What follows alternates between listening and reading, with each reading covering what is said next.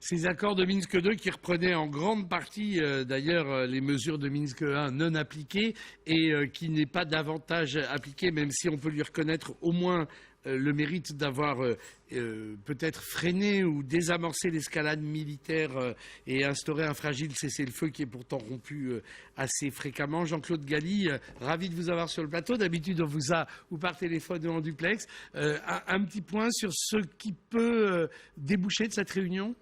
Écoutez, en fait, le processus de Minsk a été conçu comme un processus par étapes. On savait très bien, quand on a négocié, que la mise en place en fait, du volet politique de l'accord serait très difficile.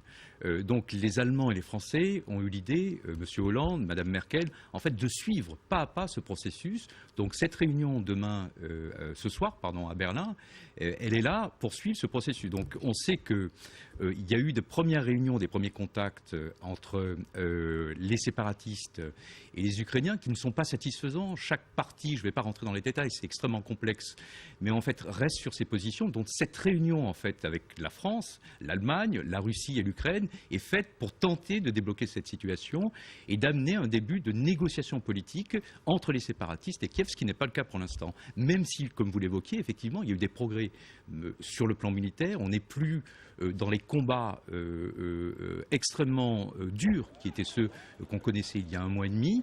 Il y a toujours effectivement des accrochages, des combats, notamment autour du port de Mariupol. Aussi sur le retrait des armes lourdes, dont Laurent Fabius disait que là aussi il y avait eu quand même un progrès notable. Il y a un progrès notable. Alors on peut toujours discuter effectivement de est-ce que la totalité des armes lourdes ont été retirées des deux côtés. Non, ça c'est évident. Il n'y a personne qui le prétend. Mais c'est vrai que quand même il y a une amélioration considérable de la situation sur le plan militaire. Alors maintenant, est-ce que sur le plan politique on peut avancer ou pas? C'est toute la question, notamment de la réunion de Berlin. Alors il y a plein de questions qui restent en suspens, libération des prisonniers, contrôle de la frontière, restauration des relations, statut particulier des régions, etc. Mais ça c'est le volet directement politique, avec le fait de est-ce qu'on tord le bras à Poutine une fois de plus ou pas? Et je pense que c'est évidemment ça la question que les diplomates se posent aujourd'hui, jusqu'où mettre le curseur dans la pression qu'on met sur la Russie. Bah écoutez, vous le savez bien, il y a des pays européens sont assez divisés sur les sanctions économiques parce qu'elles ont des répercussions directes sur leur économie. Certains disent aussi que en fait, c'est pas en braquant la Russie et Poutine qu'on arrivera à obtenir quoi que ce soit. Au contraire, on ne va faire qu'envenimer la situation. D'autres, par contre, prônent en fait un langage extrêmement fort, dur, un renforcement des sanctions. L'Ukraine aujourd'hui demande à ce qu'une force d'interposition internationale soit envoyée dans le Donbass pour s'interposer entre les forces pro-russes et les forces ukrainiennes. Donc il y a deux visions de la situation. Il y a celle qui essaie en fait de rétablir un fil de négociation, de dialogue politique entre l'Ukraine et la Russie. Et une autre qui dit, avant de rétablir ce dialogue, il faut être en position de force. Nous ne le sommes pas pour l'instant à Kiev, donc il faut renforcer nos capacités militaires, il faut en fait rétablir notre économie avant de négocier avec la Russie. Nathalie Pasternak, hier dans la Frankfurter Allgemeine Zeitung, un responsable de l'OTAN déplorait que la Russie contrevienne à l'accord en maintenant, écrivait-il, un soutien logistique et militaire aux régions de l'Est. Ben oui, il n'y a pas de désescalade du conflit militaire finalement, puisqu'il y a le cessez-le-feu globalement respecté, dont on parle depuis même déjà le soir même de Minsk II, n'a absolument pas du tout été respecté. Qu'est-ce que c'est qu'un cessez-le-feu globalement respecté? Il y a des morts tous les jours, il y a des blessés tous les jours, des civils aussi. On voit la Russie se renforcer. Le 24e convoi humanitaire vient de passer la frontière ce week-end. On sait à quoi servent, encore une fois, je l'ai déjà dit sur votre antenne, à quoi servent ces convois. Renforcement des troupes russes aux frontières, 55 000 ou 50 000 soldats russes en exercice, plus de pratiquement 500 chars russes aux frontières aussi. On voit et on constate tous les jours l'arrivée de chars sur des trains, l'arrivée de chars, de colonnes de chars, aussi bien dans la région de Louhansk que de Donetsk. Donc il n'y a absolument pas de désescalade et pas du tout une envie de désescalade de la part de la Russie. On a bien compris et on continue continue évidemment à se focaliser sur Mariupol, mais il n'y a pas que Mariupol non plus. Il y a quand même 400 km de la frontière ukrainienne qui sont aux mains des Russes, et là, ils font absolument ce qu'ils veulent. Donc rien n'était respecté de Minsk II, ni la libération des prisonniers, par exemple. Moi, je pense à la pilote ukrainienne Nadia Savchenko, qui est à plus de 110 jours de grève de la faim aujourd'hui. Sa sœur est arrivée aujourd'hui à Paris, et on prévoit un certain nombre de rencontres pour faire avancer le cas de Nadia Savchenko. Mais derrière, il y a aussi tous les autres prisonniers politiques, finalement, qui sont otages des prisons russes. Donc pas d'avancée, en tout cas pour nous, même du point de vue militaire pur. Volodymyr Poselski, Moscou accuse l'Ukraine de chercher à contourner l'accord de Minsk, notamment sur tout ce qui concernerait le statut spécial pour les zones contrôlées par les séparatistes, en disant que voilà, l'Ukraine veut soumettre, en quelque sorte, conditionner ce statut à de nouvelles élections locales. C'est-à-dire qu'on continue quand même à s'invectiver de part et d'autre de la frontière, même si cette frontière est en effet... Le Parlement ukrainien, le 17 mars, a adopté une loi sur le statut spécial.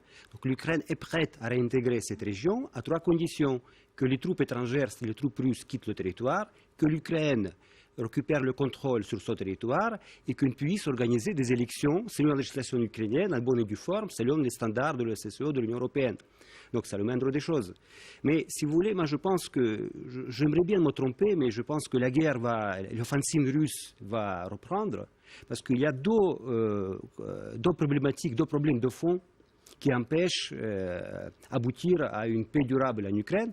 Le premier est que la Russie de Poutine et l'Ukraine démocratique sont incompatibles, il ne peut pas coexister.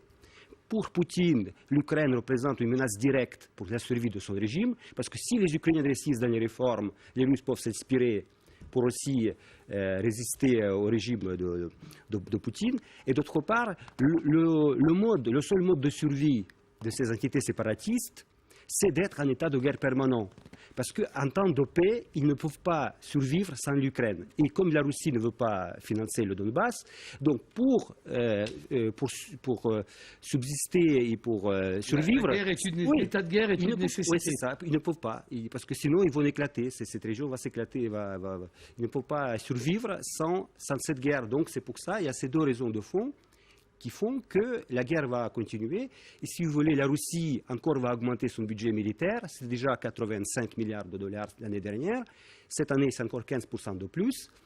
Donc, il y a 30 000 à peu près de séparatistes aujourd'hui dans le Donbass. Et selon le temps, il y a plus de chars, plus d'équipements lourds aujourd'hui qu'après la signature de Minsk II. Donc, qu'est-ce que vous voulez?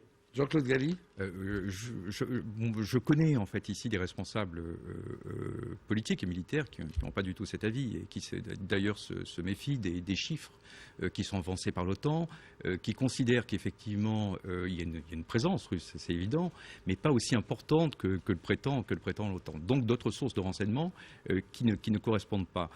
Pour me rendre dans les régions de l'Est depuis un an régulièrement, on ne peut pas dire que Minsk II n'a pas fonctionné. Je veux dire, la situation aujourd'hui, même si elle n'est pas satisfaisante, c'est très clair, et qu'elle peut dégénérer, est bien meilleure que celle qu'elle était il y a 1 mois et demi. Je veux dire, quand on traverse les lignes aujourd'hui entre la partie ukrainienne et la partie séparatiste, on le fait dans des conditions, je dis bien des conditions de relative sécurité qui n'étaient pas celles qu'on connaissait auparavant. Maintenant, je comprends bien effectivement qu'on peut considérer que les accords ne sont pas respectés du fait qu'il continue à y avoir des combats, notamment autour de Donetsk, autour de l'aéroport, dans les quartiers de Pitski, etc. Mais est-ce que pour autant, ça veut dire que le processus politique n'est plus valable et mort? Je ne pense pas. Moi, je fais partie des gens, je sais que nous ne sommes pas beaucoup, mais plutôt optimistes. Je crois qu'il n'y a pas d'autre solution politique. Peut-être parce que vous n'êtes pas ukrainien aussi. Peut-être parce que je ne suis pas ukrainien. Je suis français et je pense que je suis aussi française, hein, et j'aimerais croire à une solution politique. Et je pense que la médiation allemande et française est une médiation intelligente qui a compris en fait que la situation était d'une complexité qu'on avait sans doute sous-estimé au démarrage. Absolument, et que la diplomatie française et la diplomatie allemande ont la volonté de démêler cette situation petit à petit à travers ce processus de Minsk qui, encore une fois, est imparfait, a beaucoup de lacunes, mais qui a au moins le mérite de maintenir en fait la possibilité d'une sortie politique du conflit. Un point, attendez, une seconde. Une seconde. Là, on entend que le point de vue ukrainien, donc je voudrais juste continuer avec mon confrère sur l'offensive de Poutine, l'offensive diplomatique de Poutine. On a l'impression qu'il est très à l'affût pour essayer de desserrer les taux un peu de pression. On l'a vu avec ses nouveaux alliés grecs, par exemple. Il en a fait des tonnes. Avec... Il fait tout pour diviser les Européens, c'est évident. Il y a eu les Grecs, avant il y a eu les Italiens. Il le fait depuis 12 ans. Donc, dès qu'il peut trouver un coin, effectivement, qui permette aussi à son pays de desserrer en fait les taux internationaux. Et ça aussi, il faut bien voir que la Russie est en ce moment. Alors on peut estimer que les sanctions ne sont pas suffisantes et les Ukrainiens, je le sais, aimeraient que les choses soient, les sanctions soient plus dures, plus fortes contre la Russie.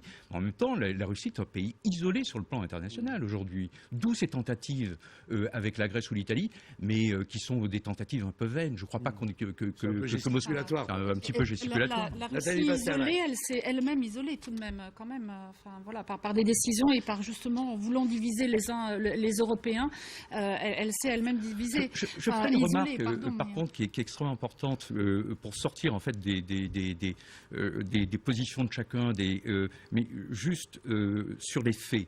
La ligne de front aujourd'hui, à part les conquêtes des Batchevets et de l'aéroport de Donetsk, est à peu près celle qui existait au mois d'août dernier. Mais non. Donc, c'est quelques kilomètres carrés, madame, vous le savez. Oui, enfin, ça veut dire que quand même quelques kilomètres carrés, pardon, on parle d'invasion russe, madame, on ne parle pas de quelques kilomètres carrés. Donc, jusqu'à preuve du contraire, c'est ce que je veux dire, vous allez comprendre. On n'a pas la preuve que la Russie ait eu la volonté réelle d'envahir jusqu'au bout l'Ukraine. Mariupol aurait pu être conquise, la ville de Mariupol, le port de Mariupol aurait pu être conquis en septembre dernier. La ville n'était pas défendue quasiment, ça n'a pas été fait. Cette fois-ci encore, sur fond d'offensive, au début de l'année 2015, il y avait la possibilité pour la Russie aussi de conquérir Mariupol. Elle ne l'a pas fait. Tout ce que j'ai dit plusieurs fois. Tout ce que je veux dire, c'est qu'il y a quand même une retenue politique, que les sanctions ont il ne peut pas déclarer la guerre clairement et ouvertement à l'Ukraine. C'est une évidence. Par contre, je ne suis pas certain qu'éternellement, qu'un jour ou l'autre, il ne le fera pas. Mais voilà. Mais il se prépare. C'est quelqu'un qui est très patient, qui met les pièces de son poste depuis déjà plusieurs années. Vous le connaissez mieux que moi, apparemment. Je pense qu'on n'est plus même. Je reviens sur le nombre de présence soldats, 30 000, 50 000. Je pense que c'est pas le chiffre qui est important. C'est qu'il y a une présence russe et une invasion russe aujourd'hui dans le Donbass, et donc un territoire ukrainien qui est envahi clairement par l'armée russe. Ça s'est changé les frontières. L'objectif de Poutine, ce n'est pas envahir l'Ukraine militairement. L'objectif de Poutine, c'est parvenir à une faillite politique et économique du régime ukrainien en place. C'est ça. Et donc, Donbass, c'est juste un instrument de déstabilisation de l'Ukraine.